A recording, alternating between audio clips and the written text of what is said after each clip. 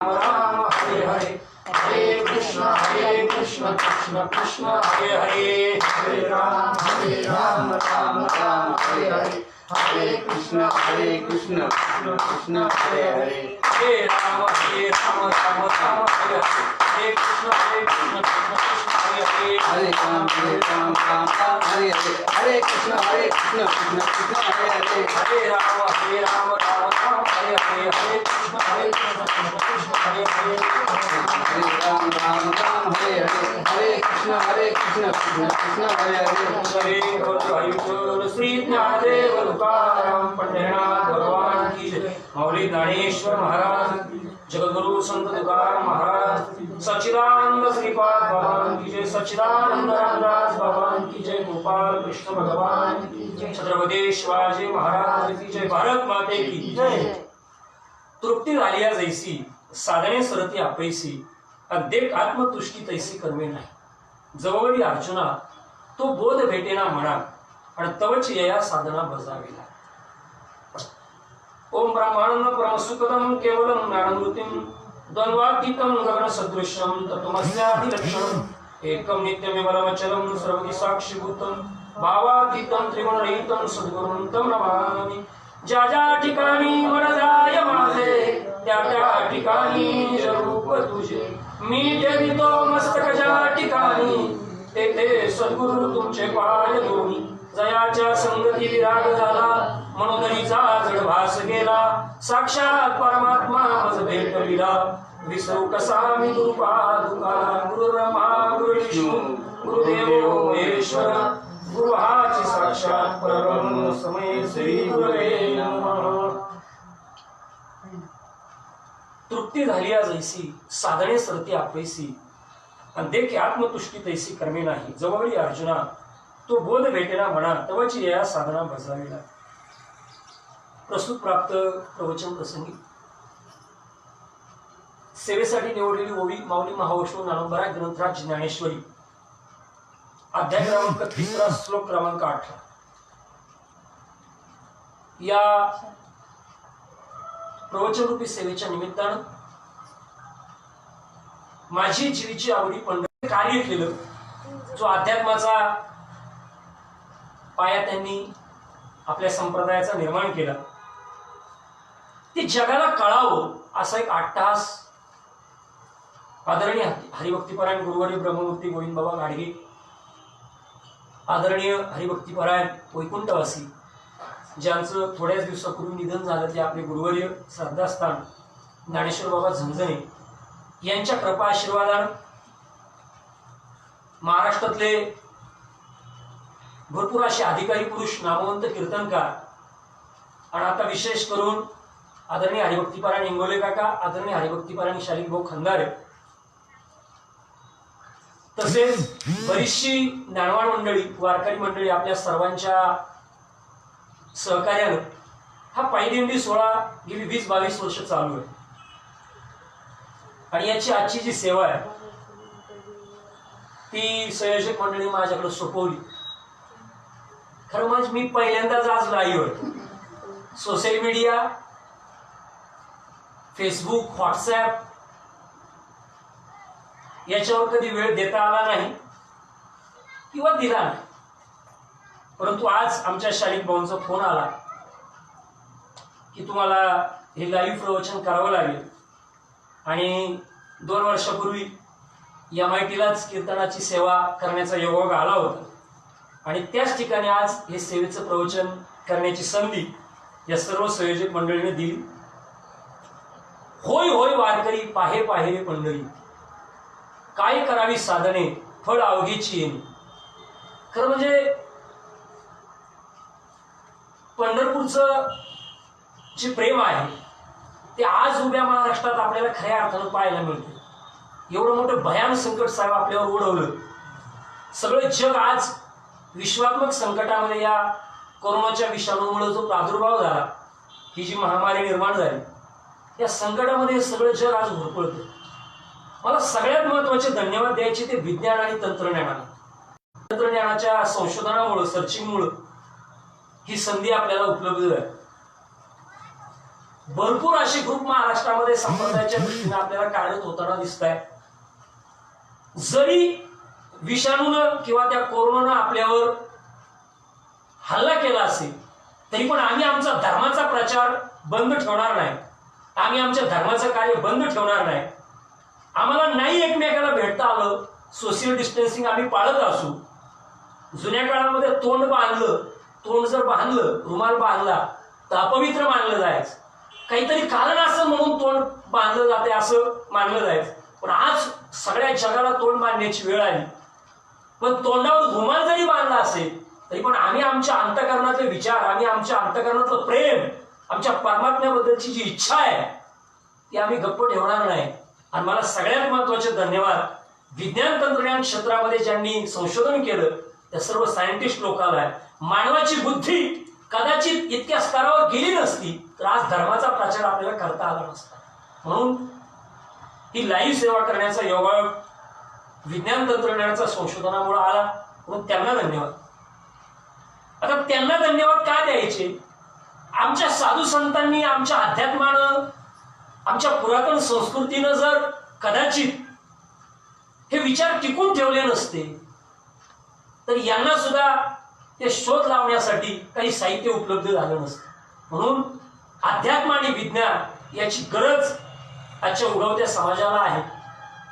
आणि ती गरज आपल्याला जर समजून घ्यायची असेल तर संपूर्ण भारत देशामध्ये महाराष्ट्र हे जे राज्य आहे ते संस्कृतीचं दर्शन घडवणारं राज्य आहे. आणि त्या सगळ्यात महत्वाच्या संस्कृतीचं दर्शन घडवण्यामध्ये सगळ्यात महत्वाचं दायित्व जर कुठे जात असेल तर ते पंढरीच्या वारीला जात. पंढरीची वारी म्हणजे ही महाराष्ट्राची अस्मिता आहे. काय काय शिकता येतं वारीतनं आपल्याला? भरपूर काही शिकता येतं. मगाशी सुरेखाताईचं मी लाईव्ह प्रवचन ऐकलं. खरं म्हणजे मी आजच लाईव्ह 2 तास आहे. मी अंतःकरणपूर्वक सांगतो, म्हणजे परवापर्यंत तरी मी माझं मनोगत हेच होतं, कदाचित ते राहील. मावशी 3 महिने झाला आपल्याला संजू भाऊ कोरोनानं संधी दिली गप बसून नामस्मरण करायची. पण मी असा पण विचार केला की इतकं मौन धरून वाणीचं तप वाढून ही वाणी धर्माच्या कार्यासाठी खर्ची होणं आणि खऱ्या अर्थानं आपल्या या सर्व मंडळीनं चालू ठेवलं. असंख्य प्रवचन, असंख्य कीर्तन, नित्य आरती, आपल्या इंगोले काकांनी चालू केलेलं नित्य लाईव्ह हरिपाठ एवढा मोठा आनंद देऊन जातो की परत त्या वारीचं स्मरण झाल्याशिवाय राहत नाही. परवाच्या दिवशी हरिभक्तीपरायण आदरणीय पोपट महाराज आहेर आदी करून काही अधिकारी पुरुषांचा फोन आला. वेटेकर सरांचा फोन आला, बाबा चला आपल्याला तंबू ठोकायला जायचंय, तुमचं उरकलं का? म्हणलं दुपारचं जेवण झाल्याच्या नंतर आपण जाऊया. अशी किती वाखण्याजोगी आपल्या वारीमध्ये काम करणारी सर्व प्रेमाची मंडळी आहेत, धर्माचं कार्य करणारी प्रेमाची मंडळी. त्याचं मी गुणानुवर्णन करू शकत नाही. फक्त सांगण्याचा माझा अट्टास एवढाच आहे. 7 वर्षापूर्वी, हे 8वं वर्ष होतं माझं, 7 वर्षापूर्वी मी मध्ये दाखल झालो. सद्गुरू सच्चिदानंद श्रीपाद बाबा रामदासबाबा पालखी सोहळ्यामध्ये येण्याचा योगायोग आला. कारण बऱ्याच वेळा हे मी माझं, इट इज माय ओपिनियन, हे माझं मत क्लिअर करतो. कारण इथे पण तुकोबारायांचं ते स्टेटमेंट आहे, होय होय वारकरी पाहे पाहे रे पंढरी, काय करावी ती साधने फळ अवघेची येणे. म्हणजे बाकीच्या सगळ्या साधनांची उपासना वारीमुळे घडते. कायिक, वाचिक, मानसिक तप, ही सगळी तिन्ही तप कोणत्या एका ठिकाणी घडत असतील तर ते संत वाङ्मयातलं एकमेव साधन आहे पंढरपूरची पायीवारी. आणि ती पायीवारी, कारण माझे अनुभव भयान आहेत. मी पुण्यामध्ये कार्यरत असताना सुरुवातीला ज्यावेळेस, आणि आताही मला नवीन उदयनमुख कीर्तनकार प्रवचनकारांना सांगावंसं वाटतं. मी रोज कधी कधी टीव्हीला कीर्तन ऐकण्याचा योगायोग आला तर मला विशेष वाटतं, ती लोक वारीबद्दल महत्व सांगत असतात, पण ती वारीत कधी गेलेत का नाही ही फार मोठी शंका. आणि ती शंका माझ्या बाबत होती. मी पुण्यात कार्यरत असताना कीर्तन करून खाली बसलो का मला विचारायची, तुमच्या किती वाऱ्या झाल्या? आता मी पायीवारीच केली नाही तर मी काय सांगणार. पण बऱ्याच वेळा असा प्रश्न विचारल्यानंतर मी थोडासा गप्प बसायचा. पण एक दिवस पुण्यामध्ये मला सहज एकाने विचारलं, तुम्ही किती नंबर मध्ये चालता? त्यावेळेस मला म्हणजे दिंडीला नंबर असतो हेच माहित नव्हतं. मग त्यावेळेस एका जाणकार मंडळीला मी पाषाणमध्ये विचारलं तर त्यांनी सांगितलं, दिंडीला नंबर असतो, 14 क्रमांक, 15 क्रमांक, अशा दिंड्या माऊलींच्या पालखी सोहळ्याच्या मागे पुढे चालतात. मग परत 8-15 दिवसांनी कीर्तनाचा योगायोग आला आणि त्यांनी मला विचारलं, तुम्ही किती नंबर मध्ये चालता? मी सहज बोलून गेलो, मी 14 नंबर मध्ये चालतो. जे विचारणारे होते ते म्हणले मी पण 14 नंबर मध्ये चालतो, मग तुम्ही मला दिसले नाही. मंडळी, ही फजिती आपल्या आयुष्यामध्ये व्हावी न व्हावी असं वाटत असेल तर ज्या महात्म्यांनी जो अट्टहास केला तो अट्टहास समजून घेणं गरजेचं. मग काय केला वारीनं असा बदल महाराष्ट्रामध्ये? हजारो माळकरी घडवले, हजारो कीर्तनकार प्रवचनकार घडवले. मगाशी आमच्या स्टोरीकथाने सांगितलं 19-20 दिवस जो वारीमध्ये आनंद मिळतो तो वर्षभर पुरतो. 7 वर्षापूर्वी मी बाबांच्या सोहळ्यामध्ये सामील झालो. 7 वर्षापूर्वी मी जी वारकरी मंडळी पाहिली होती ती गेल्या वर्षीपर्यंत पण आमच्या बरोबरच होती. ती कमी तर झालीच नाही, उलट नवीन लोक वाढली. आणि कदाचित कमी झाले ते कोण? जे पंचतत्वात विलीन झाले ते. आमचे बोलटे काका पंचतत्वामध्ये विलीन झाले. शिखर शिंगणापूरच्या पायथ्याशी आपण त्याचे सर्व साक्षीदार आहोत. त्यांची वारी थांबली. विनेकरी काका पंचतत्वामध्ये विलीन झाले. सुंदर असा फेटा, विना पायात चप्पल नसायची, पंचतत्वात विलीन झाली, त्यांची वारी थांबली. आमचे स्वानंद सुखनिवासी सच्चिदानंद परब्रह्म सद्गुरू ज्ञानेश्वर बाबा झंझणे पंचतत्वामध्ये विलीन झाले. कदाचित देहानं त्यांची वारी थांबली. पण अजूनही देहातील जी लोक आहेत त्यांना असं वाटतं की वारीचा खंड पडता कामा नये. आणि मला लाख लाख धन्यवाद द्यावेसे वाटतात. कारण आजचं जे ठिकाण आहे ना, कदाचित प्रवचन लाईव्ह आहे, पण सगळ्यांनी असं समजून घ्या का आम्ही MIT मध्ये आहोत. जगामध्ये स्वामी विवेकानंद म्हणून ज्यांना संबोधलं जातं ते आदरणीय गुरुवर्य विश्वनाथ कराड सर, त्या कराड सरांनी हे आपल्यासाठीचे वैभव निर्माण केले. खरं म्हणजे मी पुण्यात कॉलेजला असताना मी MITचा अर्थ सांगितला होता. MITचा लॉंग फॉर्म असा आहे महाराष्ट्र इन्स्टिट्यूट टेक्नॉलॉजी. पण एका विश्वविख्यात तत्ववेत्यांनी त्याच्यावर भाष्य केलं होतं आणि त्यांच्या मुखातला तो शब्द होता तो माझ्या स्मरणात राहिला. MIT, M for Mauli, I for Indrayani, T for तुकारामा. माऊली ज्ञानोबा आहे आणि तुकोबा आहे यांचा मध्य साधण्याचं काम कुणी केलं असेल तर ते इंद्रायणीने केलं. केवढा मोठा अर्थबोध आमच्या विश्वनाथ कराड सरांनी MITच्या रूपाने आपल्यासमोर प्रस्तुत केला. आणि इतक्या वैभव संपन्न सभा मंडपामध्ये दरवर्षी आपला इतका सुंदर हरिपाठ होतो, इतकं सुंदर. गेल्या वर्षी मला वाटतं हरिभक्तीपरायण आदरणीय ज्ञानेश्वर महाराज माळी यांचं सुंदर असं कीर्तन झालं. त्याच्या अगोदर सयाजीराव गायकवाडांचे नातू बडोद्यावरून आले होते. मी त्याचा साक्षीदार आहे. मला कीर्तनाची सेवा संयोजित मंडळीने दिली होती. मला वाटतं युम पठाण सर होते, नागपूर विद्यापीठाचे कुलगुरू त्या कार्यक्रमाला होते. विश्वनाथ कराड सर होते. एवढ्या वैभव संपन्न जागेमध्ये आज आपण आहोत असा भास अंतःकरणामध्ये होतोय. आणि अजून आनंदाची तुम्हाला स्मरण करून द्यायचं असेल, आता किती गोष्टींचं स्मरण करू. वारी म्हणजे फार आनंद आहे. म्हणजे विठ्ठल सागर आणि रुक्मिणी सागर हा MIT मध्ये वारकऱ्यांना पोहायला मिळायचा आनंद वेगळाच आनंद. आणि वेठेकर सर, आदरणीय हरिभक्तीपरायण नारायण बाबा चव्हाण, आमचे हांडे बाबा, आमचे पोपट महाराज आहेत, या सगळ्यांना जर कुस्तीचं मैदान कुठे उपलब्ध होत असेल तर ते वाखरीमध्ये MIT मध्ये होतंय. ते त्या सगळ्या गोष्टी आठवणीत आहेत. म्हणजे कबड्डी खेळणं, खो खो खेळणं, कुस्त्या लावणं, हा सगळा आनंद या पंचमंडळीनं वारीमध्ये दिला. आणि हे सगळं प्रेम पाहायला मिळालं. मला सांगायचं काय, थोडंसं जाणीवेतनं बोलतो. नातेवाईकांचे फोन येतात, मावशी महिन्यातून एखादा येतो, 2 महिन्यातून एखादा येतो. पण 7 वर्षाचे वारकरी मला दिंडीत भेटले ना, त्यांचा 8-8 दिवसाला फोन येतो. वाशिमवरनं येतो, जालन्यातनं येतो, कोल्हापूरवरनं येतो, नगरवरनं येतो, मुंबईवरनं येतो. बाबा जय हरी, काय चाललंय? 10-5 मिनिटं ही मंडळी बोलतात, नुसता आनंद देऊन जातात. इतकं प्रेम व्यक्त करतात का विचारता सोय नाही. म्हणजे असं काय दिलं वारीनं आपल्याला, असं काय अनुभवलं वारीमध्ये आपण. आणि त्या वारीचं प्रेम जर अनुभवायचं असेल तर मला हे लाईव्ह प्रवचन ऐकणारी जी मंडळी आहे, बऱ्याच वेळा आपण म्हणतो, मी पण म्हणायचं बरं, मी तुमच्यापेक्षा वेगळा नाही आणि अजूनही वेगळं समजलो नाही, समजणार नाही. की कर्मानं जमत नाही, अजिबात नाही. सगळं जमतं, फक्त तुमचा निश्चय परिपक्व काय. जडजडोणी व्हायला अग्नी ये भक्तीची वाटेला. एकदा तू सगळं झटकून निघालास ना, तुला कोणीच आडू शकत नाही. आणि तितका परिपूर्ण निश्चय जर आपलं व्हायचा असेल तर एकदा फक्त सोहळ्यात सामील व्हा. तुम्ही शेवटचा श्वास जासपर्यंत तुमची वारी बंद होणार नाही, शंकाच नाही. तुका म्हणे घालू तयावरी वार वाहू हा संसार देवा. पण आपलं काय होतं, थोडंसं बोलतो, लय बोलावं असं वाटतंय. आणि 4 महिन्याचा स्टॉक आहे मंडळी, हसू नका. हे काय साधं साठलंय का? हे गप्प बसू देत नाही. हे सारखं बोलावंसं वाटतं. पण या सगळ्यातनं जर तुमच्या समोर विचार मांडायचे असतील तर सेवाभाव आपल्याकडनं असायला पाहिजे. आणि सेवा शिकायची असेल तर ती वारीमध्ये. मगाशीच आमच्या सूर्यकथाने शिकवलं, सांगितलं, कोण बिस्किट आणून देतंय, कोण चहा आणून देतंय, कोण पोहे आणून देतंय, काही तपास.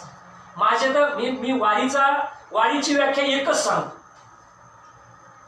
आपण टँकर खाली आंघोळ करीत असावं, डोक्याला साबण लावलेला असावं किंवा डोकं चोळत असू आणि तेवढ्या वरचा टँकर निघून जावा, त्यावेळेची मनामध्ये भावना तयार होते ना, ती खरी आपल्याला पंढरीची पायीवारी शिकवते. त्यावेळेस जे शमदम साधन, त्यावेळेस जो विवेक आपल्या अंतःकरणामध्ये जागृत होतो, एखाद्या वारकऱ्याचा पाय आपल्याला लागावा आणि मग आपल्या अंतःकरणामध्ये थोडासा त्रास व्हावा आणि त्यावेळेस सुद्धा आपल्या मुखातनं माऊली हा शब्द निघावा. तो जो विवेक आपल्याला आहे, किंवा वारीमध्ये घाईघाई गडबडीमध्ये कुणी एखादा शब्द दुखावल्यासारखं जर बोलला तर तिथे सुद्धा आपल्या अंतःकरणातनं श्रीपाद बाबा, रामदास बाबा, ज्ञानोबा राय, तुकोबा राय असा शब्द निघावा. असा विवेक जर आपल्या अंतःकरणामध्ये निर्माण व्हायचा असेल तर मला वाटतं सेवाभाव आपण शिकला पाहिजे. आणि ती सेवाभावाची वृत्ती आपल्या संप्रदायाच्या ठिकाणी निर्माण व्हायची असेल. मी लहान आहे तुमच्यापेक्षा, वयानं ज्ञानानं अनुभवानं कमी आहे, पण आज हे भयान दुःख आपल्याला पाहायला मिळते. हे संघटन संप्रदायामध्ये होणं ही काळाची गरज आहे. संत या शब्दाची व्याख्या एकच आहे, किती सुख आलं तरी तो सुखावत नाही, आणि किती दुःख आली तर इंचभर दुःखाचा स्पर्श ज्याला होत नाही त्याला म्हणायचं संत. सद्गुरू सच्चिदानंद श्रीपाद बाबांनी काय शिकवलं आपल्याला? बाबांचा काळ आठवला तर एक एक क्षण डोळ्यासमोर येतं. कधी भेदाची भावना कोणामध्ये निर्माण झाली, आज आपल्याला तसं पाहायला मिळत नाही. एक वाक्य माफी मागून वापरतो, त्याचा विपर्यास करू नका, पण संप्रदायाच्या उंचीसाठी ते समजून घ्या. माफी मागून सांगतोय, असं एकही गाव नाही महाराष्ट्रामध्ये का तिथं बाबांचा साधक नाही. मी माफी मागून बोलतोय मंडळी. महाराष्ट्रातच काय, बाहेरच्या राज्यांमध्ये पण कमीत कमी महाराष्ट्रात असं एकही गाव नाही का जिथं बाबांचा साधक नाही. पण असं एकही गाव नाही का तिथं बाबांच्या साधकांचा मेळ आहे, असं एकही गाव नाही. मी फार माफी मागून बोलतोय, अंतःकरणपूर्वक बोलतोय मंडळी. हा जर समर्पक विचार आपल्या अंतःकरणामध्ये नांदावा असं वाटत असेल, ते तोही दिसती सारखी पण वर्म जाणे तो पारखी. सद्गुरू सच्चिदानंद श्रीपाद बाबा, रामदास बाबा मी डोळ्यांनी पाहिले. सद्गुरू आता आमचे हरिभक्तीपरायण गुरुवारी आदरणीय गोविंद बाबा गाडगे पाहिले, आदरणीय हरिभक्तीपरायण गुरुवारी झंझणे बाबा पाहिले, आदरणीय हरिभक्तीपरायण गुरुवारी आमचे ब्रह्ममूर्ती आनंदभूषण पोपट बाबा सकवे पाहिले, आदरणीय हरिभक्तीपरायण गुरुवारी शांताराम मामा जाधव पाहिले. महाराष्ट्रातली नामवंत मंडळी पाहिली, ज्यांचं किती मोठ्या पद्धतीनं नाव घ्यावं अशी सगळी मंडळी पाहिली. ह्या सगळ्या मंडळींना आपल्याला संप्रदायाची समता शिकवली, संप्रदायाचं प्रेम शिकवलं. आमचे आदरणीय हरिभक्तीपरायण ज्यांच्या मार्गदर्शनानं हा सोहळा चालू आहे, आमचे गोविंद बाबा गाडगे, झंझणे बाबा, ही साधी माणसं ध्यान, पण केवढा मोठा समूह त्यांनी आयुष्यामध्ये निर्माण केला. आणि कधी ते स्वतःला अध्यक्ष, उपाध्यक्ष, मी दिंडी चालक कधीच समजले नाही. महाराष्ट्रातले दिंडी चालक कधीच दिंडीत चालले नाही, चालायला फक्त वारकरीच. पण आमचे गोविंद बाबा गाडगे, झंझणे बाबांचं आजही स्मरण होत. महाराष्ट्रातला भारुडावर नामवंत कीर्तन करणारा महात्मा कोण असेल तर झंझणे बाबा. आणि त्यांचं स्मरण अंतःकरणपूर्वक झाल्याशिवाय राहणार नाही. त्याच्या महात्म्यानं स्वतःची बदलमोड केली आणि संप्रदायासाठी किती वेळा त्याग सहन केला त्याचं मी वर्णन करू शकत नाही. म्हणून आजच्या या प्रवचनाच्या माध्यमातून एवढीच भावना तुमच्या समोर व्यक्त करायची. वारीमध्ये फार मोठी एनर्जी, वारीमध्ये फार मोठी ताकद आहे, पण ती आपल्याला जर शिकायचं असेल तर आपण बाहेर पडलं पाहिजे. आणि इथे तर तृप्ती झाली आहे जैसी, साधने सरती आपैसी, आणि देखी आत्मतुष्टी तैसी कर्मे नाही. जसं एकदा जेवण झाल्याच्या नंतर आपली तृप्तीचा ढेकर आपल्याला आला, आपण शांत झालो का, ज्या साधनांनी आपली तृप्ती केली त्या साधनांची आपल्याला गरज भासत नाही, कारण तिथं तृप्तीचा ढेकर आहे. तसं वारीमध्ये तृप्ती होती. खऱ्या अर्थानं अंतःकरण नाव तुम्ही आठवा ना, आठवा जेजुरीचा तो प्रसंग, आठवा तो भंडार, आठवा ते सगळं खंडेरायाच्या पायथ्याचं प्रेम. हे सगळं जर पाहिलं तर किती मोठी एनर्जी अंतःकरणामध्ये निर्माण होती. 2013ला मी, आमचे आदरणीय थोरातदाजी आणि मी सामील झालो. त्याच्यानंतर दरवर्षी एक एक दोन दोन माणसं आमच्या बरोबर वाढत गेली. 8-10 वारकरी मिळून आम्ही एकत्र आलो, त्या दिंडी सोहळ्यामध्ये सामील झालो. आणि दरवर्षी हाच अट्टहास तिकडनं आल्याच्या नंतर की आपल्याकडनं अजून प्रेमाची मंडळी या सोहळ्यामध्ये सामील झाली पाहिजे. याचं एकमेव कारण आहे, होईन भिकारी पंढरीचा वारकरी. काय वाटलं असेल ज्ञानोबारायांना, काय वाटलं असेल तुकोबारायांना, मला सांगा ना. स्वतः ज्ञानोबाराय परमात्म्याच्या दर्शनाला आपल्या बरोबर आहेत मावशी. आपण माऊलींच्या सोहळ्यात, तुकोबारायांच्या सोहळ्यामध्ये चालतोय, याचा अर्थ आपण कुणाच्या बरोबर चालतोय? माऊलींच्या बरोबर. माऊली म्हणजे संप्रदायातले मुख्यमंत्री. माऊलींचा शब्द अंतिम आहे. आणि माऊलींच्या बरोबर आता सुद्धा मी बाबांच्या पालखी सोहळ्यात चालतोय. सद्गुरू सच्चिदानंद श्रीपाद बाबा, रामदास बाबांच्या पादुका आम्ही घेऊन तिथे चालतोय. याचा अर्थ बाबा आपल्या बरोबर आहेत. मग बाबा आपल्या बरोबर आहे म्हटल्यानंतर काय कमी हो? राजियाची कांता काय भीक मागे, मनाची जोगे, काय कमी आपल्याला? फक्त ती नकारात्मक भावना आपल्या अंतःकरणात नसायला पाहिजे. आणि अशी समभावना आपल्या अंतःकरणात जर निर्माण व्हायची असेल, पाहण्याचा दृष्टिकोन, पाहण्याची क्लिअरिटी जर आपल्या अंतःकरणात तयार व्हायची असेल, आजच्या या प्रवचनाच्या माध्यमातून एवढीच एक भावना तुमच्या समोर व्यक्त करायची, एवढाच एक विचार तुमच्या समोर. काय आता संतांचे शब्द किती सांगावे आणि किती शब्द सांगितले ते कमीच. एक एक शब्द आपल्याला उपकारक आहे. एका एका शब्दाने आपल्याला सुंदर असं मार्गदर्शन केलं. आणि मला वाटतं जेवढा अभ्यास करू, जेवढं बघू तेवढं कमीच. किती नामवंत. मी तर शाली भाऊंना विनंती केली होती, नवीन मंडळीला संधी द्या. आमच्या आता गवतीताई बोलत होत्या, अर्धा पाऊण तास बोलल्या, इतकं सुंदर विवेचन केलं. आमच्या सुरेखाताईनं तर अष्टसात्विक भाव जागृत केली, स्मरणच झालं. ती कदाचित त्या ताईच्या मुखातनं वाक्य होतं, मी कीर्तनकार प्रवचनकार नाही. मी तो कोण कीर्तन? अरे आमच्या संप्रदायामध्ये एवढा सुंदर महिला तयार झाल्या, इतक्या सुंदर कीर्तनकार, बाबांच्या कृपा आशीर्वाद. बुधवारी बाबांना काय आनंद व्हायचा, काय वर्णन करू मी तुम्हाला. आपल्या संप्रदायाच्या ऐधुर्य कीर्तनकार म्हणून ज्यांचं नाव महाराष्ट्रात घेतलं जातं, अशा आमच्या प्रभाताई देशमुख, परिणिताताई शिंदे, वृषालीताई गायकवाड, आमच्या विजयाताई पंडित, एवढा सुंदर कीर्तनकार त्या काळामध्ये, आदरणीय हरिभक्तीपरायण मीराताई गोपाळे, या नामवंत कीर्तनकार त्यामध्ये तयार झाले. त्यानंतर आमच्या पाठीमाग आपल्या अंतःकरणाला चुरचूर लागून गेली, त्यांचा ऍक्सिडेंट झाला, ज्यांनी संप्रदायाचं फार मोठं काम धुळ्यासारख्या ठिकाणी महाराष्ट्रभर केलं, ते आमच्या वंदनाताई माळी. भगवंतानं त्यांना सावरलं. अशा नामवंत महिला कीर्तनकार त्यामध्ये काळामध्ये तयार झाल्या. तर बारक्या बाबांना केवढा मोठा आनंद व्हायचा. त्या टायमाचे सर्व महान अधिकारी पुरुष निर्माण झाले. बाबांनी जे काम केलं ते त्याच पद्धतीनं त्यांनी लावून धरलं. मग मला वाटतं त्यांच्याबद्दल आपल्या अंतःकरणात आदर असायला पाहिजे. कदाचित काही अडचणी येत असतील, काही प्रॉब्लेम निर्माण होत असतील, कर्माच्या दृष्टीनं काही घडत असत, कदाचित त्याच काळामध्ये मी घडलो त्यांच्या बरोबर, पण अजूनही एकाही महात्म्याच्या बद्दल अंतःकरणामध्ये अनादर निर्माण होत नाही. म्हणून मला या प्रवचनाच्या माध्यमातून हीच भावना सांगायची आपल्याला, का सेवा ही आपल्या दृष्टीनं फार महत्वाची. आपल्या संप्रदायाच्या दृष्टीनं सेवाभाव आपल्याला फार महत्वाचा आहे. आणि तो सेवाभाव, आता मला सकाळी कोणाचा तरी फोन आला, मला म्हणे बाबा आता एकादशीला कसं करायचं, पंढरपूरला जायचं का, सगळे रस्ते बंद आहे. मग वेटेकर सरांना फोन लावला, म्हणलं वशिला लावा, आता तुम्ही मोठ्या पदावर आहे, कमी कमी तुम्ही आमच्या गाडीत असाल तर कोणी अडवणार नाही. ते म्हणले नाही ना बाबा, पंढरपूरचे सगळे दरवाजे बंद आहेत. म्हणजे चंद्रभागेत जाऊन स्नान करू. पण सकाळी लाईव्ह पाहिलं तर चंद्रभागेमध्ये सुद्धा स्नान करायला कोणी द्यायला तयार नाही, सगळे रस्ते बंद आहेत. मग आमच्या मावशींना फोन केला, आता गुरुपौर्णिमेला काय करायचं, एकादशीला काय करायचं, मग आळंदीला जाता येईल का? आमचे संतोष भाऊ म्हणजे देऊला जाता येईल का? म्हणलं कुठं जाता येणार नाही. म्हणजे मग कुठं जायचं? म्हणलं ज्यांच्यामध्ये देव आहे असा गुरुतुल्य महात्म्यांची आपण भेट घ्यायला. मग गाडगे बाबांकडे जाऊ, आपले पकोडबाबा चकवे त्यांची भेट घ्यायला जाऊ, आधी करून महाराष्ट्रातले नामवंत महात्मे त्यांना आपण भेटायला जाऊ. का? कारण त्यांच्या सेवाभावामध्येच आपल्या परमार्थाची उंची दडलेली म्हणते. फार अंतःकरणपूर्वक मला तुम्हाला सांगायचं, किती गोष्टींचं स्मरण होतंय आणि किती गोष्टी आपल्याला आठवून सांगायचा प्रयत्न केला तरी हे तत्वज्ञान आपल्या दृष्टीनं फार मोठं, आपण त्याच्यामध्ये फार किरकोळ आहोत. पण ती सेवा आपल्या अंतःकरणामध्ये, आणि ती सेवा शिकायला मिळते कुठे? वारीत शिकलो आम्ही. बिछाण्यांचं नियोजन विचारा वारीतल्या मंडळीला, काय तो बिछाण्यांचा आनंद, काय ते बिछाणे. सुरुवातीला गेलो आम्ही मस्कर साहेब, 1000 बिछाण्यात आमचा बिछाणा सापडा 2 तास जायचे. पण केवढं सुंदर नियोजन, तंबूचं, त्या बिछाण्यांचं, जेवणाचं, पायी रथ ओढण्याचं नियोजन केवढं सुंदर.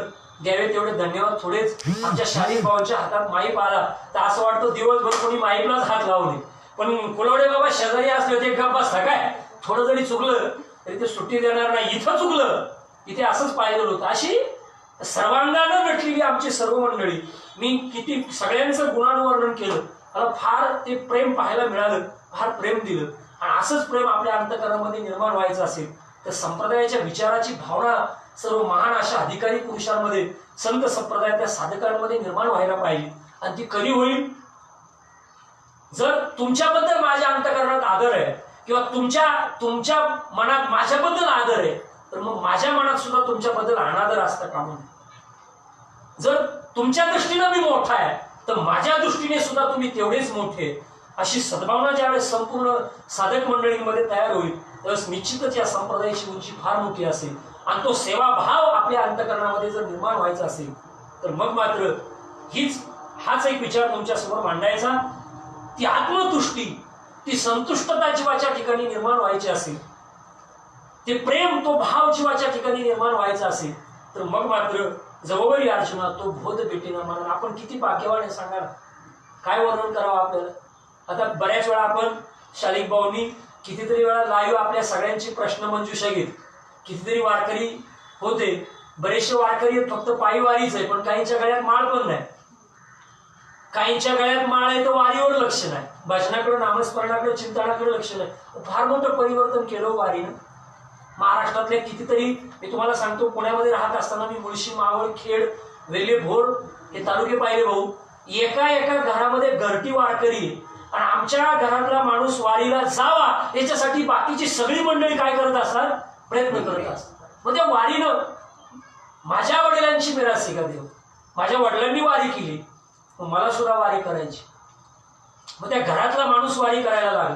माझ्या भावानं वारी केली. मला कोल्हापूरचा एक महात्मा भेटला, व्यक्तिमत्व भेटलं, त्यांनी सांगितलं म्हणे माझ्या भावानं वारी केली 48 वर्ष आणि ते एक्सपायर झाले. मग आमच्या वाटण्या झाल्या तर 7 भावाच्या वाटणीमध्ये मोठ्या भावाची वारी माझ्या वाट्यावर आली, ती मी करायला पाहिजे. म्हणून यावर्षी मी वारीमध्ये दाखल झालो. माझ्या गळ्यात माळ नव्हती पण इथे आल्यानंतर मी 8-10 दिवस तुमच्या सोहळ्यामध्ये पाहिलं आणि म्हणे लगेच माळ घालून घेतली. मंडळी किती मोठं परिवर्तन केलं. पहाटे उठल्यानंतर हे कुलवडे बाबा, ही सगळी मंडळी, झांबडे बाबा यांचा सगळ्यांचा जर काकडा पाहिला, सुंदर असे पक्वादवादक आपल्याकडे आहेत, यांचं सगळं जर पाहिलं तर वर्षभर घरी येऊन काकडा करावा असं वाटतो. मग अशी आमच्या ताईनं, सुरेखा ताईनं सुंदर प्रमाण दिलं, मुका झालो, वाचा गेली. एकदम स्वरामध्ये म्हणण्याची जी आपल्या दिंडी सोहळ्यामध्ये प्रथा आहे, एक एक अभंग जर आठवला, एक एक गवळण जर आठवली तर फार मोठं प्रेम आपल्याला देऊन जातं. तेवढं स्मरण, तेवढा मटेरियल मला वाटतं आपल्याला वर्षभर पुरतो. पण ह्यावेळेस तसं वाटत होतं की यावेळेस वारी करायला मिळणार नाही, पण आता तो अनुभव येतोय प्रत्यक्ष. का दररोज आपण सगळी मंडळी या वारीच्या अनुभवामध्ये आहोत, या वारीचं प्रेम आपण अनुभवतोय. आणि या सर्व ज्यांनी हे ग्रुप निर्माण केले, ज्यांनी संधी महाराष्ट्रामध्ये उपलब्ध करून दिली, लाईव्ह सगळं दर्शन आपल्याला घडून दिलं, त्या सर्व संयोजक मंडळीला धन्यवाद आहे.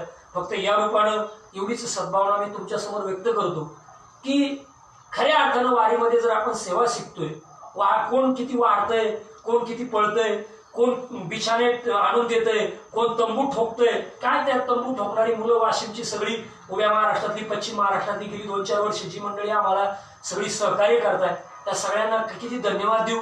आणि मला वाटतं देऊ तेवढे धन्यवाद थोडेच आहे.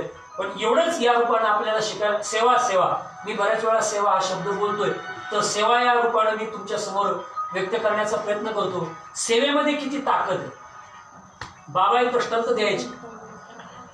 एक महात्मा होता, त्या महात्म्याला सर्व सिद्धी प्राप्त होती.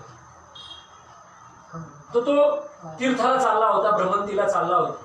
आज जाता जाता संध्याकाळी, आजचा सुद्धा तुम्ही एक प्रसंग जर पाहिला, आठवला म्हणून बोलतो, म्हणजे किती जरी शासनाने नियम घातले तरी वारकरी पंढरपूरला जाणार नाही असं आहे का? जाणारच. तर त्यामध्ये आज एक पायी वारकरी मला आज थोडंसं पाहायला मिळालं. ते पायी वारकरी पाठ पंढरपूरमध्ये पोहोचले. तिथं कॉलेज चौकात गेल्यानंतर पोलीस डिपार्टमेंटने अडवलं, बाबा जे आहे सगळे पंढरपूरचे दरवाजे बंद आहेत, तुम्ही इकडे येऊ नका. किंवा कॉलेज चौकाच्या तो अलीकडे असेल कदाचित, जिथे पंढरपूरचं गेट बंद केलं तिथे असेल. सांगितलं सगळे पंढरपूरचे दरवाजे बंद आहेत, तुम्ही इकडे यायचं नाही, तुम्ही इथपर्यंतच थांबा. मला सांगा केवढा संयम शिकवतो, केवढा संयम शिकवते वारी आपल्याला.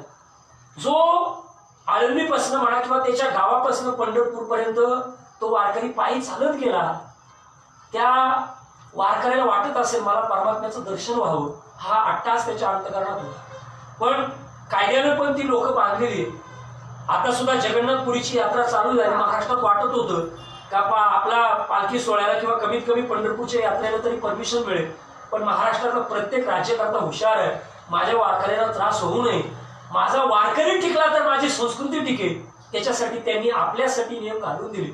म्हणून ते डिपार्टमेंटचे जे व्यक्तिमत्व होतं पोलीस, त्यांनी सांगितलं बाबा तुम्हाला आतमध्ये येता येणार नाही, तर रस्ता बंद आहे.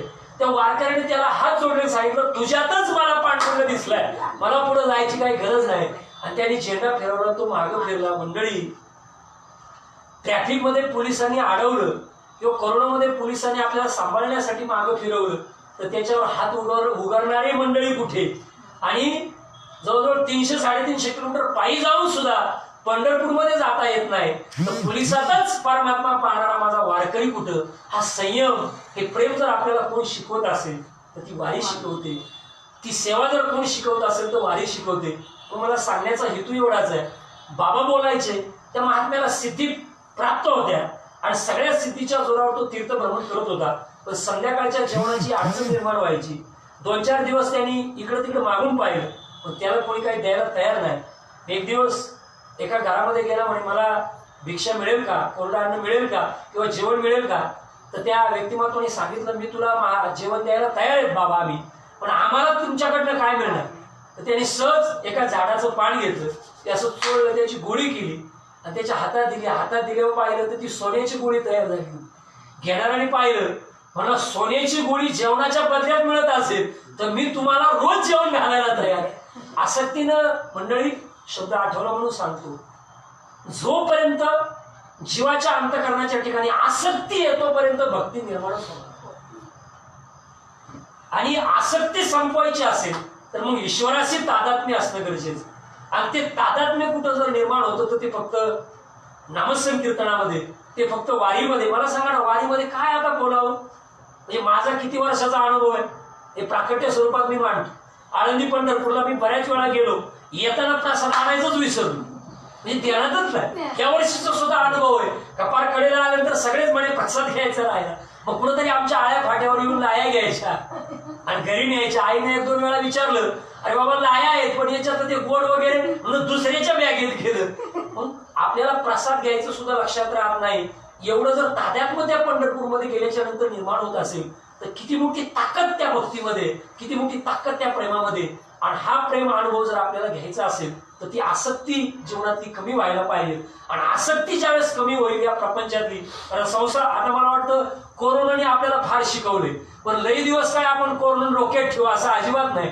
कारण जीवाच्या ठिकाणी फार मोठी आसक्ती निर्माण झाली. मला सांगा ना, एवढा पैसा अडका, धनसंपत्ती आहे, सगळं वैभव आहे, पण कोणाला काही उपभोगता यायला तयार नाही. एक छोटासा मच्छर, एक छोटासा, आपल्या संप्रदायातले एक कीर्तनकार आहेत, नामवंत कीर्तनकार, मला वाटतं आपले अजिंक्य महाराज चाकणकर, त्यांचं हे वाक्य आहे, एक छोटासा मच्छर माणसाला ऍडमिट करतो. ऍडमिट, एक छोटासा मच्छर चावला 3-4 दिवस ऍडमिट व्हावं लागतं. आणि आता सुद्धा मी म्हणतो तो मच्छर तरी साहेब डोळ्याने दिसतो, पण आताचा जो विषाणू आहे हे भाऊ, तो डोळ्याने दिसतच नाही. पण त्यानं सगळ्यांचे डोळे बंद करून ठेवले, सगळ्यांना घरात गप बसून ठेवले. करोडोनी पैसा असलेली मंडळी सुद्धा कोरोना विषाणूने आपल्याला शांत करून ठेवली. इतकी ताकद जर या निसर्गामध्ये, म्हणजे मला तरी वाटतं कदाचित समुद्रातली सुनामी बाहेर पडली तेव्हा सुद्धा आम्ही शांत झालो. काळोबाईच्या ठिकाणी सुद्धा केवढी मोठी घटना घडली तेव्हा सुद्धा आम्ही शांत झालो. एवढे भयान प्रसंग 2-4 वर्षापूर्वी कोल्हापूर सारख्या ठिकाणी महापूर आला, आम्ही शांत झालो. एवढं भयान संकट यावेळेस जगावर आलं. कदाचित एखाद्या राज्यावर आलं असतं दुसरं कोणी मदत केली असते, देशावर आला असतं तर तिसऱ्या देशाने मदत केली असते, पण सगळ्या जगावर भयान संकट आलं. फक्त मला चिंतन करून मांडावं असं वाटतं, भारतात ते अजून व्यापक का दिसत नाही? भारतामध्ये कल्चर टिकून आहे, संस्कृती टिकून आहे. अजूनही आपण समोर माणूस आला का हात जोडून जे हे करतोय, म्हणजे आपण हातच मिळवित नाही तर प्रादुर्भावाचा विषयच होत नाही. हे पाश्चिमात्य संस्कृतीमध्ये आपल्याला पाहायला मिळतं. आणि हे जर आपल्याला सगळं समजून घ्यायचं असेल तर थोडंसं अंतर्मुख व्हा. कोरोनाने सुद्धा आपल्याला फार जमिनीवर आणले. काही धनसंपत्ती, पैसा अडका, घरं दारं तुमच्या मुंबई पुणे, आता काय बोलावं, आमची मुंबई पुण्याची बरीचशी मंडळी आमच्याकडे सुद्धा, आम्ही आमच्या भागामध्ये पाहतो ही सगळी मंडळी एवढं सगळं वैभव असताना सुद्धा चिंबिन झाली. काय करावं, बाहेर पडता येत नाही, गावी जावं तर गावची लोक चुकीच्या नजरेने पाहत आहे, पण ती आपलेच बांधव आहेत. ही सगळीच फसत भावना आता सगळ्यांच्या मनामध्ये निर्माण झाली. सांगण्याचा परिपाक एवढाच आहे, एवढीच भूमिका आहे का जीवानं अंतर्मुख व्हायला शिकलं पाहिजे. आणि अंतर्मुख होण्याला एकमेव साधन जर कोणतं असेल तर ती पंढरपूरची पायीवारी. तिथं गेल्यानंतर भली मंडळी विनम्र झाल्याशिवाय राहत नाही. नम्रतेनं मी कितीतरी पायीवारीमध्ये अनुभव पाहिले, किती मोठमोठी मंडळी सुद्धा आहेत, पण ती तिथे आल्यानंतर नतमस्तक होतात. ज्ञानोबा तुकोबरायांच्या चरणावर, सद्गुरू सच्चिदानंद श्रीपाद बाबा रामदास बाबांच्या चरणावरती नतमस्तक होतात. एवढी विशेष ताकद त्या महात्म्यांमध्ये. आणि असं त्यांनी त्यांच्या आयुष्यात काय केलं, कदाचित वाटत होतं का बाबा होते तेव्हा का बाबांच्या पादुका पंढरपूरला जातील, बारके बाबा होते तेव्हा वाटत होतं का, असं काय केलं. अहोरात्र त्या महात्म्यांनी धर्माचं काम केलं, अहोरात्र त्या महात्म्यांनी समाजाच्या ठिकाणी जागृती केली. आणि आता सुद्धा सोशल मीडियाच्या दृष्टीनं एवढ्या मोठ्या अडचणी निर्माण झाल्या, पण धर्माचं जागरण बंद राहिलं नाही. धर्माला ताकद देण्याचं काम तुम्ही सर्व मंडळीनं केलं, म्हणून लाख धन्यवाद. सांगण्याचा मुद्दा एवढाच आहे, त्या महात्म्याला रोज अन्न खायचंय, पण रोज एक सोन्याची गोळी तयार करायची आणि एकाला द्यायची, आणि मग रोजचं जेवण करायचं, पुढे निघायचं. एक दिवस ज्या नगरीमध्ये तो महात्मा प्रवास करत होता त्या राजापर्यंत ही बातमी गेली, आणि त्या राजाला सुद्धा हव्यास वाटला का हा रोज सोन्याची गोळी तयार करून कोणाला तरी देतो. राजाकडे काहीच कमी नाही, पण हा सोनं कसं तयार करतो हे मला समजणं गरजेचं आहे. म्हणून त्या राजानं त्या महात्म्याला आपल्या नगरीमध्ये, आपल्या राजवाड्यात बोलवलं, षडोपचारी त्यांची पूजा केली आणि सेवा केली, आणि सेवाभाव करून सत्कार केला, आदरातिथ्य केलं. चांगलं 8-10 दिवस त्यांना ठेवून घेतलं, आणि 8-10 दिवसांनी सहज विचारलं की हे सगळं तुम्ही तुमच्या आयुष्यामध्ये करताय आणि तुमच्याबद्दल माझ्या अंतःकरणात आदर आहे, फक्त तुम्ही सोनं कसं तयार करता मला एवढं शिकवा. त्या महात्म्यानं सांगितलं काही झालं तरी मी तुला सोनं कसं तयार करायचं ते नाही शिकवा, अजिबात नाही शिकवा. राजानं प्रयत्न केला, अजून आदरातिथ्य केलं, पण महात्मा ऐकायला तयार नाही. शेवटी राजानं दंडक केला, साम दाम दंड भेद सगळे प्रयोग वापरले आणि सांगितलं मला सोनं कसं तयार करायचं ते शिकवा. ते म्हणले माझा देह गेला तरी चालेल, पण मी तुला सोनं कसं निर्माण करायचं ते शिकवणार नाही. शेवटी राजानं 2 महिन्याचं इंटिमेशन दिलं, 2 महिन्यामध्ये मी तुम्हाला वेळ देतो, 2 महिन्यात जर तुम्ही मला शिकवलं नाही तर मग मी तुम्हाला संपवल्याशिवाय राहणार नाही. 1.5 महिना गेला, 1.5 महिन्यामध्ये सुद्धा त्या स्वामीनं उत्तर दिलं नाही, त्या महात्म्यानं उत्तर दिलं नाही.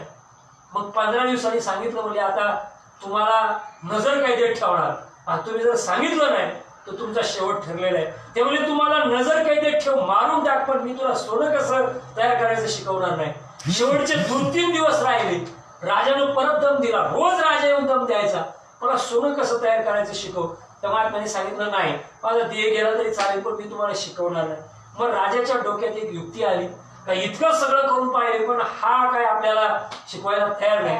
मग राजा काय करायचा, रात्री राजानं ड्रेस बदलला, पोशाख बदलला, साधा ड्रेस घालून त्या महात्म्याच्या तिथं ज्याला बंदीखान्यात केलं होतं तिथं जायचा आणि त्याची सेवा करायचा, त्यांचं दर्शन घ्यायचा आणि रात्रभर सेवा करायचा. सकाळी परत पोशाख बदलायचा आणि दिवसा परत जाऊन त्या स्वामीला दम द्यायचा का मला सोनं तयार करायची विद्या द्या.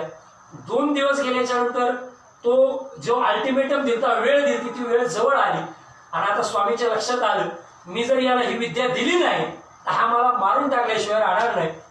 तर मग ही विद्या राजाला देण्यापेक्षा ज्यानं माझी सेवा केली त्याला द्यायला काय हरकत आहे. म्हणून दुसऱ्या दिवशी पोशाख बदलून तो राजा तिथे आला आणि स्वामींनी सांगितलं ही जी मी सोनं तयार करतो ही विद्या मी तुला देऊन टाकतो. त्याने ती विद्या त्याला दिली. परत रात्र गेली, दुसऱ्या दिवशी सकाळी परत राजाने पोशाख बदलला आणि परत स्वामींकडे आला दम द्यायला सुरुवात, तुम्ही मला ती सोनं तयार करायची विद्या द्या. स्वामी म्हणजे माझा जीव गेला तरी चालेल पण ती विद्या मी तुला देणार नाही. त्यावेळेस राजाने सांगितलं नका देऊ, सोनं कसं तयार करायचं आता ते मी तुम्हाला सांगतो. मग त्या राजाने ते करून दाखवलं आणि मग स्वामीने ओळखलं, म्हणजे याचा अर्थ रात्रभर जो येत होता तो तूच आहेस, तू मला ही फसून विद्या घेतली. राजा म्हणला हो, तुम्ही मला तशी देत नव्हते म्हणून मी फसून घेतली. स्वामीने सांगितलं फसून घेतली नाही, तुला तुझा राजेपणा सोडावा लागला आणि तुला खाली यावं लागलं. तुला सेवा शुश्रूषा करावी लागली आणि तेव्हाच तुला ते ज्ञान प्राप्त झालं. तसं तुला प्राप्त झालं नाही. मंडळी, मला एवढीच भावना तुमच्या समोर व्यक्त करायची, संत संप्रदायामध्ये वागत असताना सुद्धा सेवाही आपल्या हातून घडलीच पाहिजे. आणि मला वाटतं वर्षभर किती नामचिंतन केलं, खरं मंडळी आता जेवढी लाईव्ह आहे तुम्ही सगळे श्रवण करते आहे, मी मगाशी सांगितलं, मी वयानं ज्ञानानं अनुभवानं कदाचित तुमच्यापेक्षा कमी असेल, माझ्या बुद्धीचा आवाका कदाचित कमी असेल, पण खरं सांगा वर्षभर एवढी कंटिन्युटी राहते का हो साधनेमध्ये? वर्षभर एवढा सतसंग राहत असं मावशी मेळावा किती दिवसाचा आहे? 1.5-3.5 दिवसाचा. सप्ताह किती दिवसाचा संतोष भाऊ?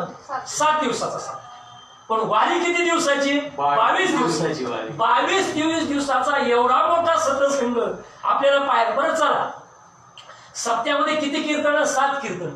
ज्या गावात सप्ताह 30 शेर आहे आपल्या समोर, तोच हरिपाठ आपल्या समोर. वैष्णव मेळाव्यामध्ये 1.5 दिवस 30 लोक आपल्याला मिळतात, 1-2 कीर्तन. 21 दिवसामध्ये 21 कीर्तन, वेगवेगळे हरिपाठ, वेगवेगळी गावं, वेगवेगळी ठिकाणं. बरं चला, हे बी चला, जो लईच हौशी वारकरी वेगवेगळे पदार्थ खायला मिळतात. म्हणजे तुम्हाला आपल्या म्हणजे मला स्मरण होतं, मला आठवण काढलीच पाहिजे आणि कदाचित दिलगिरी पण व्यक्त केली पाहिजे की आपल्या दिंडी सोहळ्याचे जे आचार्य होते आमचे संजू भाऊ कोरडे, किती सुंदर अन्नदान त्यांच्याकडनं व्हायचं, किती आनंदानं ते अन्नदान आपल्याला करायचे.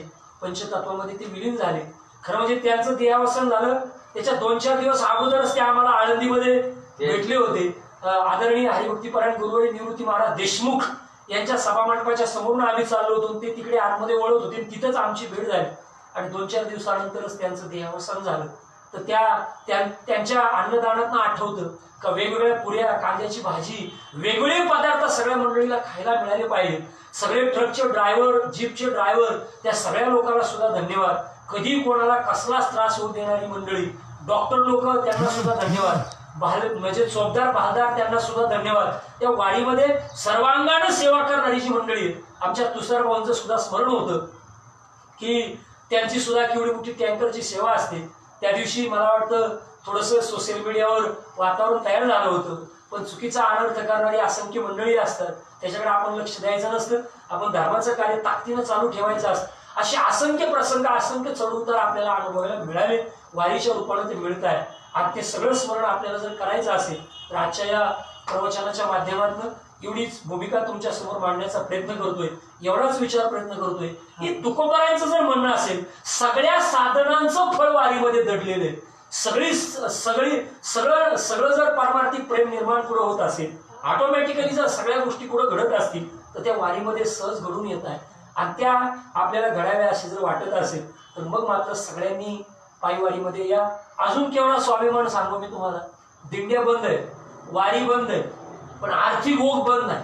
या वर्षी सुद्धा आमच्या इंगोले काकांनी सगळ्यांना फक्त स्पर्श केला म्हणाला की आपल्याला आर्थिकची गरज आहे, तर सगळ्यांनी सहकार्य करावं. 5-5, 10-10 हजार, 15 हजार, 1,000, 500 रुपये, ज्याला जे जमेल त्याच्या पद्धतीने ज्यांनी त्यांनी देणगी द्यायला सुरुवात केली. मंडळी, केवढं मोठं बाबांच्या तत्वावर प्रेम आहे. आणि मला तरी वाटतं हेच मगाशी सुद्धा आमच्या सुरेखाताईंनी शिकवलं. राधामय्याच्या अंतकरणात काय होतं, राधा राणीच्या अंतकरणात सुद्धा परमात्म्याबद्दल फार मोठं भक्तीतलं प्रेम होतं. आमच्या जनाबाई, मीराबाई, मुक्ताबाईच्या ठिकाणी सुद्धा काय होतं, तर उदंड असं भगवंताबद्दल प्रेम होतं. आणि ते प्रेम आपल्या ठिकाणी, तो भाव जर निर्माण, आता काय मी प्रमाण देत बसत नाही, सगळी जाणकार मंडळी समोर आहे, भाव घेतलं आणि एवढा मोठा उच्च तत्वज्ञानाचा संप्रदाय त्यांनी उभा केला. एवढे महान प्रवर्तक संप्रदायामध्ये घडले, पण 13वे प्रवर्तक, 12वे प्रवर्तक म्हणून जे महात्मे पुढे आले त्यांनी फार मोठी क्रांती निर्माण केली. आणि त्या क्रांतीच्या निमित्तानं आपण तयार झालो आहोत. म्हणून आपणास सर्वांस विनंती आहे, कदाचित तरी चालेल अशी मगाशी त्यांनी माझ्या पुढे ती भावना व्यक्त केली. आणि तुमचं सगळ्यांचं, आणि ते काय आता काय मटेरियल काय सांगू तुम्हाला, ते गपच बसवणार नाही. दिवस मला स्मरण होतं, अंतकरणात तो आदर आहे, ती सगळी महात्मे डोळ्यासमोर आहेत, ज्यांना मी अनुभवलंय, ज्यांना पाहिलंय. आदरणीय हरिभक्तीपरायण गुरुवारी आमचे ब्रह्ममूर्ती पोपटबाबा चकवे, म्हणजे सत्संगाच्या वेळेचं लिमिटच नाही. किती तास बसतील, बाबांच्या काळामध्ये किती वेळ बसली असतील, त्या काळात त्यांच्याबरोबर कार्य करणारी जी महाराष्ट्रातली नामवंत अधिकारी मंडळी असतील, कदाचित माझ्याकडनं काहींचा उल्लेख होत असेल, काहींचा उल्लेख होत नसेल, पण डोंबिवली परिसरातले सगळे महात्मे, नगर परिसरातले, राहुरी परिसर, सोलापूर, कोल्हापूर परिसर, पुणे परिसरातले सुद्धा सगळे महात्मे, जे काय वर्णन करावं ते शब्द आज कमी पडतायत. ते सुतार काका असतील, कलाटे काका असतील, पिंगळे काका असतील, थिटे काका असतील, मुकुटे काका असतील, ही सर्व जुनी आपल्या बाबांची त्या काळात ताकद देणारी मंडळी. त्या काळामध्ये वाघोलीची सगळी मंडळी असतील, संप्रदायामध्ये जिकडनं ताकद मिळाली त्या जुन्या सर्व मंडळीनं फार मोठा सतसंग त्या टायमामध्ये अनुभवला, फार मोठी ताकद अनुभवली. आणि ते कोणाकडून शिकले होते तर ते मोठ्या बाबांकडनं शिकले. मला आठवतं रावरीचा मेळावा आठवतो, काल्याचं कीर्तन आपल्या बापू गुरुजींना दिलं होतं आणि बापू गुरुजी कार्यक्रमाला वेळेत पोचू शकत नव्हते. सगळ्यांनी 8 तास केला बाबांना का बाबा तुम्ही फेटा बांधा. बाबा सांगत होते काही गरज नाही, तुम्ही त्याला थोड्या वेळ वाट पाहू. पण साधक मंडळी काय ऐकेना, वेळ थोडासा चालला होता. कदाचित सहज बोलणे, इथं उपदेश करोनी सायास शिकविती, वेळोवेळी त्यांनी आपल्याला सूचना केल्या बरं का. आजही महात्म्य मंडळी करतात, पण भावनेच्या भरात आपल्या लक्षात येत नाही. बाबांनी त्यावेळी सांगितलं जरा थांबा आपण वाट पाहू, पण लोकांनी काय ऐकलं नाही. बाबांना त्यांनी उभं केलं आणि रूप पाहताचा अभंग झाला आणि तेवढ्यात गुरुजी समोर आले. मंडळी काय वर्णन करावं, आहे असा फेटा काढला आणि गुरुजींना दिला आणि बाबा व्यासपीठावरून खाली आले. मंडळी विश्वविख्यात संपूर्ण अख्खी ज्ञानेश्वरी ज्यांची मुखोगत होती, नवे नवे ज्ञानेश्वरीचे जगले. भागवताशिवाय ते कधीच राहिले नाही. कोणाच्याही घरात आले तर भागवत समोर घ्यायचे, ज्ञानेश्वरी समोर घ्यायचे. हरिपाठाचं विवेचन बाबांचं जर ऐकलं, एक एक शब्द त्यांनी हरिपाठातला असा फोडून आपल्या समोर दाखवण्याचा प्रयत्न केला. असे बाबा होते. पण त्यांना कीर्तन प्रवचन, ते व्यासपीठ, त्याचा इतका सुद्धा युग कधी झटला नाही. 2 सेकंदात त्यांनी तो फेटा काढला आणि गुरुजींना दिला. हे ज्या महात्म्यांनी त्या काळामध्ये अनुभवलं, त्या महात्म्यांनी किती मोठे सतसंग त्यावेळेस त्यांनी अनुभवले आणि त्या महात्म्यांच्या संगतीमध्ये आपल्याला राहण्याचा योगायोग होतोय. त्या महात्म्यांचा अनुभव घेण्याचा योगायोग आपल्याला सगळ्यांना येतोय. माझी एवढीच विनम्र प्रार्थना आहे, हे प्रेम असंच आपल्याला भविष्यामध्ये निर्माण व्हायचं असेल तो विश्वास तो करी स्वामीवरी सुद्धा. आपला विश्वास आपल्या तत्वावर दृढ असला पाहिजे. थोडी सुद्धा हेळसांड होता कामा नये आणि थोडा सुद्धा विश्वास जर डळमळीत झाला तर मग मात्र अव्यवहारातलं सांगतो मी तुम्हाला. माझी ही विनंती आहे आपल्या सगळ्यांना, व्यवहारात सुद्धा घडतं. आपला नवरा जर रस्त्याने येताना पत्नीनं दरवाजा आणि चुकून एखादी दुसरी स्त्री जर त्या नवऱ्याशी बोलताना पाहिली आणि बोलणं होऊन नवरा जर घरात आला तरी पाण्याचा तांब्या दिला तरी ती बायको काय करते, तो आपटून देते, नाही तर हिसकून देते. तिला ते सहन होत नाही. तिला ते माहीत असतं समोर भेटलेली स्त्री कोण आहे, कदाचित ती काय बोलत असेल हे जरी तिला मान्य असेल तरी तिला थोडासा काय होतो, राग येतो. तिचं प्रेम तिथं निर्माण होतं का मी एवढी जीव लावते तरी असं का. मग मंडळी, व्यवहारातल्या पत्नीला जर नवऱ्याच्या प्रेमाबद्दल दुसरी स्त्री बोलताना जर सहन होत नसेल तर आपला थोडा इकडं तिकडं जर पाय सरकला कधीतरी संप्रदायामध्ये सुद्धा ही भावना आपल्याच्या बद्दल निर्माण होते. म्हणून माझी सगळ्यांना विनंती आहे, आपला विश्वास संप्रदायावर बाबांवर असणं फार महत्वाचं आहे. ज्ञानाच्या मार्गाने आम्ही जाण्याचा प्रयत्न करतो, पण भक्ती आणि प्रेमाच्या मार्गाने जाणं गरजेचं आहे. आणि भक्तिप्रेम आपल्याला शिकवायची जागा जर कोणती असेल तर ती पंढरपूरची पायीवारी आहे. त्या पंढरपूरच्या पायीवारीमध्ये काय काय शिकायला मिळेल ते आल्यानंतरच अनुभवायला वाटतं. तिथे आल्यानंतरच अनुभवायला मिळतं का आपल्याला काय काय शिकायला मिळेल. मध्ये एक तर प्रसंग, आता वेटेकर सर साक्षीला आहे, कदाचित सर ऐकत असतील का नाही मला माहित नाही, पण आमचा एक प्रसंग आहे 4 वर्षापूर्वीचा. बऱ्याचशा महिला आमच्या तंबूत होत्या. त्या महिला पण बिचाऱ्या ऐकत असतील, त्यांना पण माहिती. तर त्यांनी सांगितलं बाबा तुम्ही दोघे, म्हणलं आम्ही गेटवर झोपू. आम्ही तंबूच्या गेटवर झोपलो होतो दोघे आणि महिला बिचाऱ्या आतमध्ये. पण आम्हाला सगळं संयोजक मंडळीने इंटिमेशन दिलं होतं का इथे थोडंसं कोणीतरी चोर मंडळी येतात, त्रास देतात, थोडंसं जागरूक राहा. तर मी बिछाण्यामध्ये झोपताना जी बिछाण्याची बॅग नेली होती ती बॅगचा बंद मी असा आतमध्ये अंगामध्ये गुंतवला होता आणि बॅग उशाला घेतली होती आणि बंद असा गुंतवून ठेवला होता. वेटेकर सर पलीकडनं, मी अलीकडनं, त्या महिला बिचाऱ्या तंबूत झोपल्या. आणि मला वाटतं तो शिखर शिंगणापूरच्या तिथलाच प्रसंग आहे त्या माळावरचा. आणि पलीकडनं वावरातनं कोणीतरी आलं आणि त्यांनी ती बॅग हिसकली, पण त्याला काय माहिती बंद अंगात अडकलेला आहे. बॅग हिसकली तर आम्ही जागा झालो. आम्ही आवाज दिला तर तो बिचारा पळाला. वारीमध्ये वाईट भावनेने येणारी सुद्धा लोक आहेत आणि चांगल्या भावनेने येणारी सुद्धा लोक आहेत. मग वारीमध्ये आपल्याला काय शिकायचंय ते आपण आपलं ठरवायचं आणि ते शिकण्यासाठी जर आपल्याला जायचं असेल तर मग मात्र उदंड प्रेमाची भावना आपल्या अंतःकरणात तयार असायला पाहिजे. म्हणून या वारीच्या निमित्तानं आजची सेवा माझ्याजवळ आली. मला बरंचसं बोलावंसं वाटतंय. समोरची मंडळी म्हणतात बोला, पण लाईव्ह जी मंडळी ऐकत असतील कदाचित त्यांच्या वेळेचं जे परमिशन आहे, ते वेळेचं जे परमिशन आहे, कदाचित ते परमिशन जर लिमिटेशन्स असेल तर मला किती शब्द मांडत गेलो तरी ते कमीच आहे. पण एवढीच भावना यावर पण व्यक्त करायची. आज हा MIT मध्ये आलेला आपला हा दिंडी सोहळा विसावलेला आहे. काय वर्णन करावं. रोज सकाळी आरती, रोज सकाळी सगळ्यांनी उठायचं, निघायचं पडदिशी. शालिक भाऊनी इंटिमेशन द्यायचं, इंगोली काकांनी इंटिमेशन द्यायचं, सगळ्यांनी पडदिशी रथापाशी गोळा व्हायचं. आता हे 15 दिवस असे गेले का भास व्हायचा कधी कधी.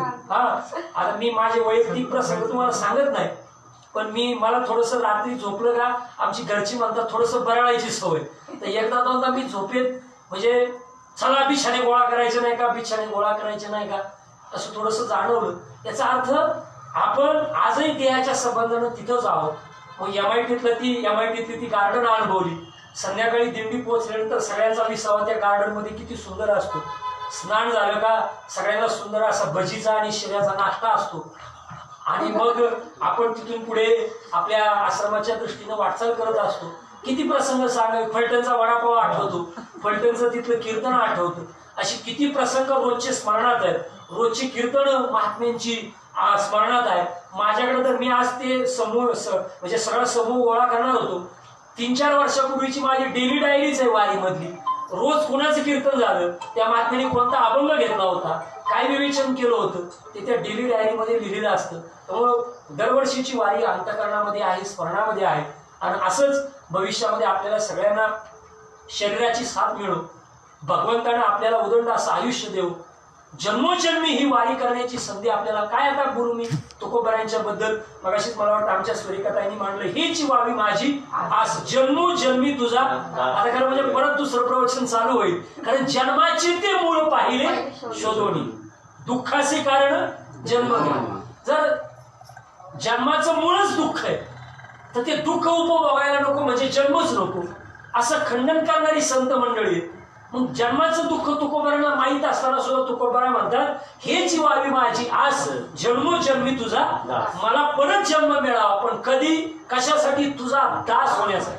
मला जर जन्म मिळायचा असेल तर मला फक्त तुझा दास होण्यासाठी जन्म मिळो, मला तुझी वारी करण्याची संधी मिळो, वारी करण्यासाठी मला जन्म मिळो.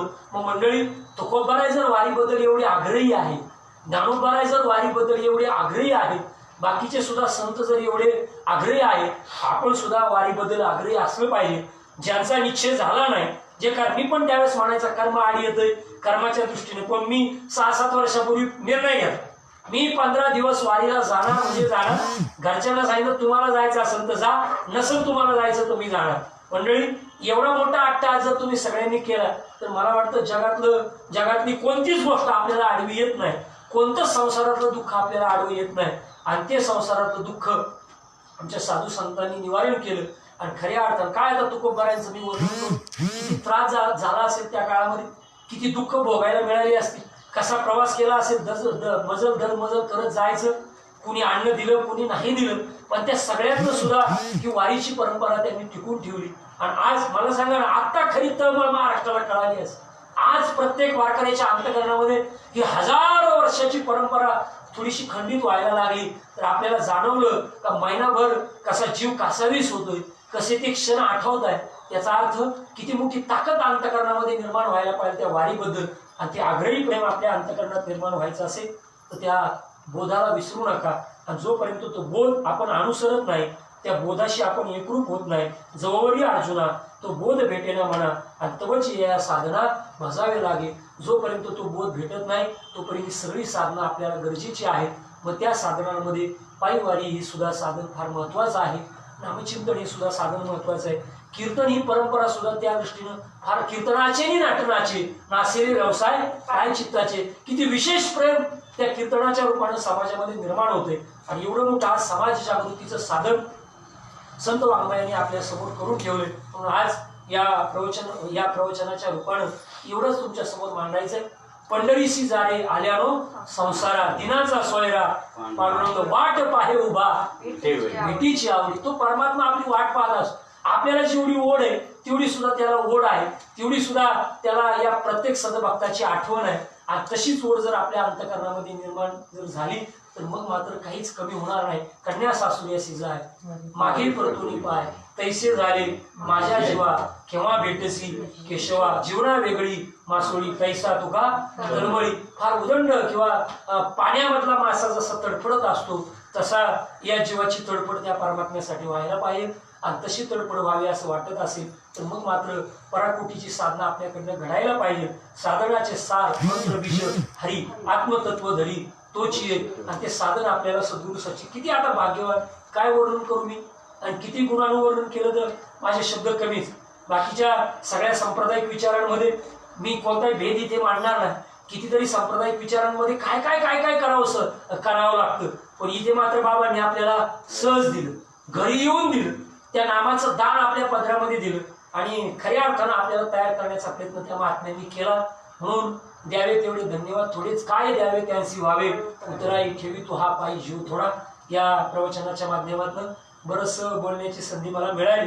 खरं म्हणजे आमच्याकडं नेटवर्कचा थोडासा प्रॉब्लेम होता, ती शंका अंतःकरणामध्ये निर्माण झाली आणि म्हणून जमेल का नाही म्हणून बरेच दिवस मी शारीरिक भावना सांगत होतो. पण बऱ्याच साधकांचे फोन सुद्धा आले की नाही तुम्ही सेवा करायलाच पाहिजे. आता 8-10 दिवस तर ते गजर कीर्तनाचा सोहळा आनंदाचा त्याच्या संदर्भात सुद्धा बरेचसे फोन येतात. आपल्या संप्रदायातल्या सुद्धा काही महात्म्यांची कीर्तनं झाली, अजून काही महात्म्यांची कीर्तनं बाकी, तर त्या दृष्टीनं सुद्धा आपण वाटचाल केली पाहिजे. खऱ्या अर्थानं त्या व्यासपीठावर नाम सद्गुरू संत आणि देव याचं महत्व सांगणारे महात्मे खरं त्या व्यासपीठावर जायला पाहिजे. आणि ते सांगण्याची ताकद, ती सांगण्याची हिंमत आपल्या संप्रदायातल्या असंख्य अधिकारी पुरुषांमध्ये, आणि त्यांच्याकडनं सुद्धा त्या नामाचा प्रचार प्रसार व्हायला पाहिजे. कुठंतरी विनोद, कुठंतरी चुटके, कुठंतरी सासू सासऱ्याच्या गप्पा, कुठंतरी आई वडिलांची गाणी, कुठंतरी इकडले तिकडले शब्द कीर्तनामधनं मांडले जातात. पण संत साधू संप्रदाय, संत विचार हे मांडणं आज काळाची खरी गरज आहे. आणि आज मला वाटतं या कोरोनाच्या दुःखातनं, या प्रादुर्भावातनं आपल्याला जर खऱ्या अर्थानं बाहेर पडायचं असेल आणि जीवाला जर ती जाणीव करून द्यायची, मला सांगा ना, बाकीचे सगळे फॅक्टर जागे झाले, विमा क्षेत्र जागा झालं कोरोनाच्या संदर्भामध्ये, आम्ही तुम्हाला विमा देतो कोरोनामध्ये, म्हणजे विमा जागा झाला. बाकीचे सगळे अत्यावश्यक सेवेमध्ये लोक जागृत झाली. मग संप्रदायानं सुद्धा त्या पद्धतीने जागा व्हायला पाहिजे. नवनवीन विचाराची निर्मिती आपण करायला पाहिजे. आणि या कोरोनामध्ये जो जीव भरपाळला त्या जीवाला स्वतत्वाची, स्वस्वरूपाची जाणीव करून देता आली पाहिजे. आणि ती स्वस्वरूपाची जाणीव त्या जीवाला तेव्हाच होईल जेव्हा त्या जीवाला अंतर्मुख होऊन स्वतःचं ज्ञान जाणून घेण्याची इच्छा निर्माण होईल. आणि ते ज्ञान पैगा बरवे जरी मनी हाती म्हणावे तरी या संता बजावे सर्वस्वेसी. ते ज्ञान खऱ्या अर्थानं आपल्याला मिळायचं असेल तर त्या ज्ञान मिळण्याची जागा मात्र पंढरीची वारी आहे. ते ज्ञान मिळण्याची जागा हा संपूर्ण महाराष्ट्राचे व्यासपीठ आहे. आणि ते व्यासपीठ आपल्याला प्रत्येकाला अनुभवायचं असेल तर आपण पंढरीच्या वारीचा आस्वाद घ्यावा अशी सद्भावना रूपाने व्यक्त करतो. बरंचसं बोलत आलो, अंतःकरणपूर्वक काही बोललो असेल, कदाचित अंतःकरणातले काही शब्द योग्य असतील ते माझ्या सद्गुरू सच्चिदानंद श्रीपाद बाबा रामदास बाबांचेच आहे, आणि कदाचित चुकीचे शब्द निघाले असतील भावनेच्या भरातनं, संप्रदायाच्या प्रेमापोटी, तुमच्या माझ्या प्रेमापोटी एखादा शब्द चुकीचा असेल तर तो कदाचित माझ्या प्रकृतीचा गुणदोष आहे. फक्त एकच आहे, माझ्या संप्रदायाचा विचार विश्वविख्यात व्हावा. वारकरी संप्रदाय किती विश्वविख्यात आहे, वारकरी संप्रदायाची केवढी मोठी उंची आहे, आणि त्याच्यामध्येच आपण सगळी मंडळी काम करत आहोत. आपण सगळ्या मंडळीने त्या संप्रदायाची उंची वाढवली पाहिजे. याच्या दृष्टीने काही जर शब्द चुकीचा गेला असेल तर अंतःकरणपूर्वक दिलगिरी व्यक्त करतो. संयोजक मंडळींनी जी बोलण्याची मला संधी दिली त्याबद्दल त्यांना धन्यवाद. या सेवेच्या रूपानं जी काही असंख्य महात्मे मंडळी ज्यांची कीर्तन प्रवचन आपल्याला ऐकायला मिळाली, नवीन उदयोन्मुख काही कीर्तनकार प्रवचनकार आहेत त्यांच्या सुद्धा सेवा ऐकायला मिळाल्या, त्या सगळ्यांना लाख लाख धन्यवाद. त्यांच्या भावी आयुष्याला धर्माचं कार्य त्यांच्या हातून घडू अशी सद्भावना या रूपाने व्यक्त करतो. जुनी जी मंडळी आहे, कदाचित काहींना संधी मिळाली नसेल, कदाचित काहींना मिळाली, त्या सगळ्याला धन्यवाद.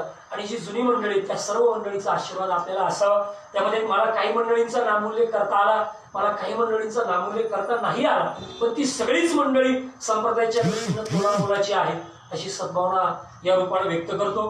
गेली 20-22 वर्ष हा सद्गुरू सच्चिदानंद श्रीपाद बाबा रामदास बाबा पालखी सोहळा फार ताकदीनं या सर्व मंडळींनी पेरलेला आहे.